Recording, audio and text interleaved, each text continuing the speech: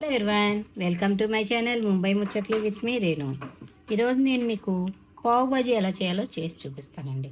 పావ్ బాజీకి కావాల్సిన ముందుగా carrot are capsicum, బఠానీ, ఆలు ఆర్ కాలీఫ్లవర్. ముందుగా ఇవన్నీ వెజిటేబుల్స్ అన్నీ ముక్కలుగా చేసుకోవాలండి. చిన్న చిన్న ముక్కలుగా కట్ చేసి పెట్టుకోవాలి. నేను అన్నీ కట్ చేసి మీకు చూపిస్తాను.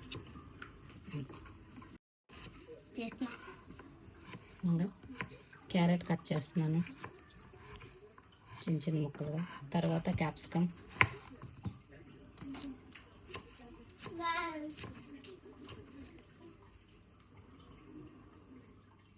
కట్ చేసావా. టమోటా చిన్న చిన్న ముక్కలు కోసుకోవాలండి, లేదంటే ప్యూరీ ఉన్న ప్యూరీ యూజ్ చేయొచ్చు. నేను టమోటా ప్యూరీ వాడట్లా, అందుకే టమోటానే ముక్కలు చిన్న చిన్న ముక్కల కింద కోసుకోవాలి. బాగా ప్యూరీ ఉంటే అదే బెస్ట్, లేదంటే పేస్ట్ ప్యూరీ ఉంటే ప్యూరీ వేసుకోవచ్చు. ప్యూరీ లేకపోతే టమోటా పేస్ట్ కింద అలా చేసుకోవచ్చు. నేనైతే అలా చేయట్లా, చిన్న చిన్న ముక్కల కింద కోస్తున్నాను.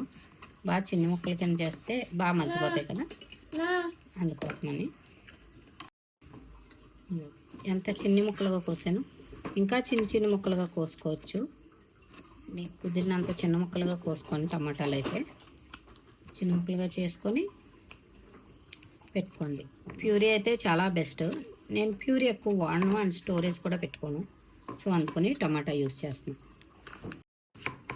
ఆనియన్ కూడా చిన్న చిన్న ముక్కలుగా చేసుకోవాలండి. చిన్న ముక్కలు అయితే బాగా ఫ్రై అవుతాయి, అందుకోసమని చాలా చిన్న ముక్కలుగా కోసుకోవాలి. ఆనియన్ మన పచ్చిమిర్చి రోలు కోస్తారు కదా, బుడ్డుగా అంత బుడ్డిగా అయితే కోసుకోవాలి ఆనియన్. ఇంకోండి కూరగాయలు ఉన్నాయి కదా, బాజీ బంగాళదుంప, క్యారెట్, క్యాప్సికమ్ 3 ముందు ఉడకబెట్టాలి. కుక్కర్లో వేస్తున్నాను. ఒక పొయ్యి మీద ప్యాన్ పెట్టి ఇందులో కొంచెం వాటర్, హాఫ్ గ్లాస్ వాటర్ వేసాను. అందులో బంగాళదుంప కొంచెం ఎక్కువే తీసుకోవాలండి, ఎక్కువ తీసుకుంటే బాగా వస్తుంది. బంగాళదుంప, క్యారెట్,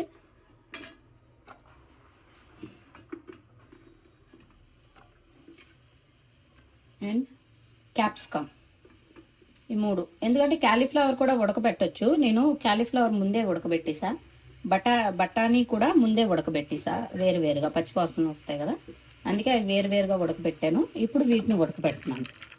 దీనికి కుక్కర్ విజిల్ పెట్టేసా. విజిల్ పెట్టేస్తున్నా. ఇది ఒక 2 విజిల్స్ వచ్చే వరకు వెయిట్ చేస్తా. ఉల్లిపాయలు ఇంకా చిన్న ముక్కలు కావాలి, అందుకని క్రషర్ ఉంటుంది కదా, ఇందులో వేస్తున్నాను నేను. ఉల్లిపాయలు కొంచెం ఎక్కువగానే పడతాయి. ఇందులో వేసి కొంచెం క్రష్ చేస్తున్నాను. ఇది కొంచెం ముక్కలు అయ్యేది కదా,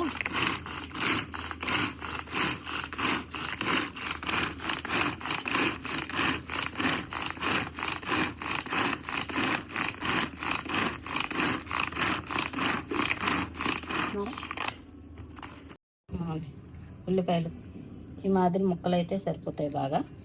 నెక్స్ట్ టమోటా కూడా, ఇందులో టమాటా వేసాను.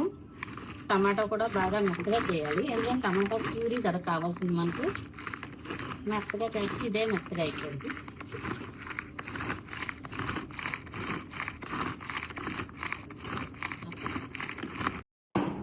టమాటా చూడండి ప్యూరీ కింద మొత్తం పేస్ట్ కింద అయింది కదా, ఇది వేస్తే బాగా మగ్గుతుంది. ఓకేనా. అవి కుక్కర్ విజిల్ కూడా వచ్చినాయి, అవి విజిల్ తీసి చూపిస్తాను. మన వెజిటేబుల్స్ బాగా బాయిల్ అయినాయి. ఇప్పుడు వాటిని అన్నిటినీ స్మాష్ చేయాలి. ఇది ఉంటుంది కదా మనకి, ఇది లేకపోతే పప్పు గుత్తుతో ఉన్న స్మాష్ చేసేది. ఓకేనా, బాగా స్మాష్ చేయాలి, ఎందుకంటే అవన్నీ బాగా స్మాష్ అయ్యే వరకు స్మాష్ చేయాలి. నన్ను అడిగితే వీటికన్నా పప్పు గుత్తులే బెటర్, బాగా అవుతాయి. ఇదే స్టైల్. ఇది ఇందులోనే ఫ్లేవర్, ఉడకబెట్టిన బఠానీ కూడా వేసి బాగా స్మాష్ చేస్తుంది.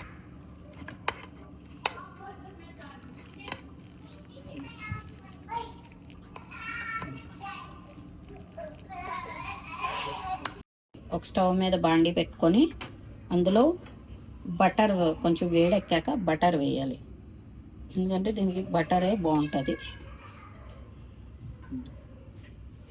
బటర్ మన అమూల్ బటర్ ఉంటుంది కదా, అమూల్ బటర్ ఫ్యాట్, కానీ తప్పదు వీటికి. అండ్ కొంచెం నూనె కూడా వేసుకోవాలండి. మొత్తం బటర్తోనే అయితే బాగోదు, ఎగడొస్తుంది. పావు బాజీకి బటర్ ఎంత ఎక్కువ అయితే అంత బాగుంటుంది. బటర్ మరుగుతుంది చూడండి. బటర్ చూడండి ఎంత బాగా మరుగుతుందో.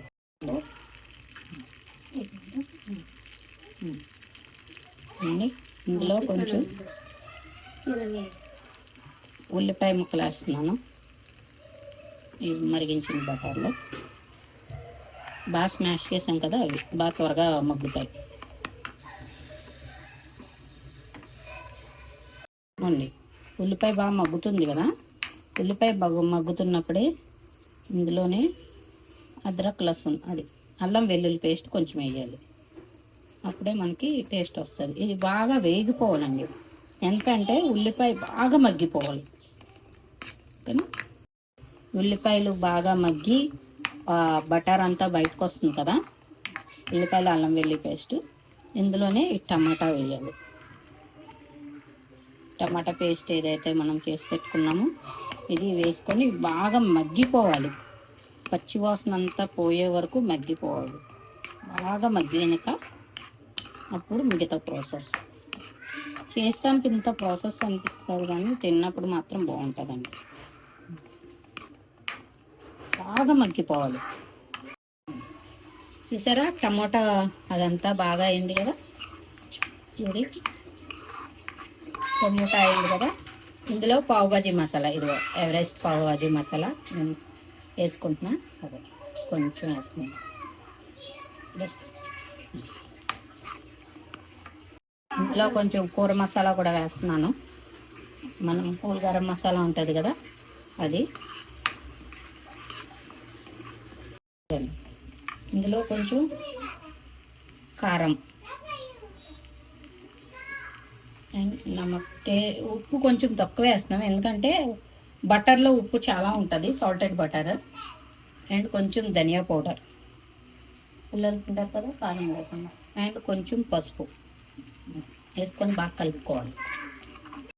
ఇవ్వండి, ఈ టమాటాలో వాటర్ అంతా వదులుతుంది కదా, ఇదంతా వదిలేక మన ఇది ఉంది కదా వెజిటేబుల్స్, కట్ చేసి పెట్టుకున్న వెజిటేబుల్స్ పేస్ట్, అదంతా ఇందులో వేసుకోవాలి.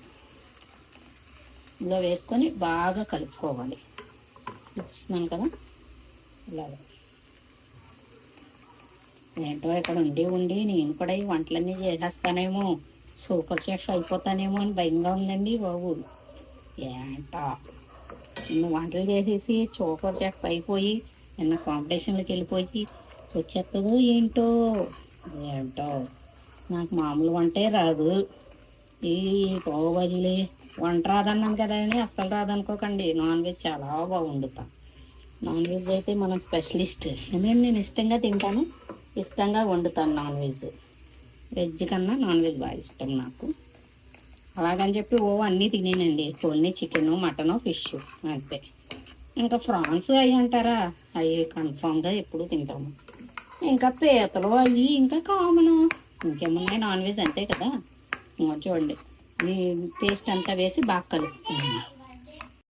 ఇందులోనే బఠానీ ఉడకబెట్టి పెట్టుకున్నాను కదా, అవి కూడా కొన్ని వేసి కలుపుతున్నా. కొన్ని పేస్ట్ చేసా, కొన్ని ఇందులో వేసాను. టేస్ట్ బాగా వస్తుందండి. ఓకేనా, ఇవి బఠానీ తగులుతుంటే బాగుంటుందండి. మన కర్రీ ఎంతవరకు వచ్చింది. ఇందులో కొంచెం ఇవి వేసాను కదా కూరగాయ పేస్ట్లో కొంచెం వాటర్ కూడా కలిపి వేసాను. కొంచెం వాటర్, చాలా తక్కువ వేసాను వాటర్. ఇందులో స్మాష్ అయింది. ఇందులో కొంచెం బటర్ వేసుకొని దించేసుకుంటే మన పావు బాజీ రెడీ. దీన్ని కడా పావు బాజీ అంటారండి, ఎందుకంటే అన్ని ఇలా ఉన్నాయి కదా. స్మాష్ పావు బాజీ వేరు, ఇవి కొంచెం వెజిటేబుల్స్ కొంచెం కనిపిస్తున్నాయి కదా, అందుకని కడా పావు బాజీ. వేరేది ఉంటుంది కదా స్మాష్, దాన్ని స్మాష్ బాజీ అంటారు. స్మెల్ అయితే సూపర్ ఉంది, ఎందుకంటే పావ్ బాజీ మసాలా వేసాం కదా, మసాలా టేస్ట్ అయితే చాలా బాగుంటుంది. ఇది పావు కూడా ఫ్రై చేసి ఎలా ఉందో చెప్తాను. ఓకే, మన కర్రీ రెడీ అయిపోయింది. ఇందులో కొంచెం బటర్ వేస్తున్నాను. పావు బాజీలో బటర్ ఎంత వేస్తే అంత బాగుంటుంది. ఓకేనా, బటర్ కూడా చూడండి ఎంత బాగా మెల్ట్ అవుతుందో అందులో. ఇంకా పావుని నేను ఉడకబెడతాను, పావుని ఫ్రై చేస్తాను. మన పావు బాజీ ఇంక రెడీ అయిపోయింది, బాజీ రెడీ అయింది. ఇప్పుడు పావు రెడీ చేస్తాను. ఓకేనా, స్టవ్ మీద ప్యాన్ పెట్టుకున్నా, నేను ఆల్రెడీ పావు తీసుకొచ్చాను. మీద కొంచెం బటర్ వేయాలి. బాదే పైజే క్యా పైజే दूध दूध अभी नहीं क्या అది కొంచెం బటర్ కొంచెం ఫ్రై అవ్వనమాట. బటర్ బాగా స్ప్రెడ్ చేశాను, దీని మీద పావు పెడుతున్నాను. పావు అంటే ఏం కాదండి, మన బ్రెడ్ నానబెట్టుంటాం కదా, అది కొంచెం రెండు వైపులా ఫ్రై చేసుకుంటే సరిపోద్ది. కూరేసి అందులో ఈ బాజీ వేసి అందులో ఉల్లిపాయలు వేసాను, కొంచెం నిమ్మకాయ కూడా పిండుతున్నాను టేస్ట్కి. అండ్ మన పావు ఉంది కదా, ఫ్రై చేసిన పావు కూడా పెట్టాను. డోండి రెడీ అయింది. డోండి ఎలా ఉందో చూద్దాం.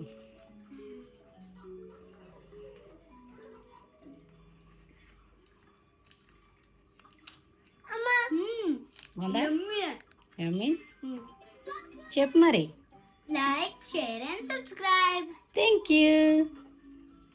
మీరు కూడా ఇంట్లో ట్రై చేయండి, ఎలా వచ్చిందో నాకు చెప్పండి. Thank you. సబ్స్క్రైబ్ చేయడం మాత్రం మర్చిపోవద్దు. పావ్ బాజీ ఎలా ఉందో నేను కూడా టేస్ట్ చేస్తున్నాను, టేస్ట్ చేసి ఎలా ఉందో మీకు చెప్తాను. ఇది నేను చేసింది మహారాష్ట్ర స్టైల్ పావ్ బాజీ, ఆంధ్ర స్టైల్ కాదు. టేస్ట్ అయితే బాగుంది, ఎందుకంటే మా నైబర్ వర్ష చెప్పింది.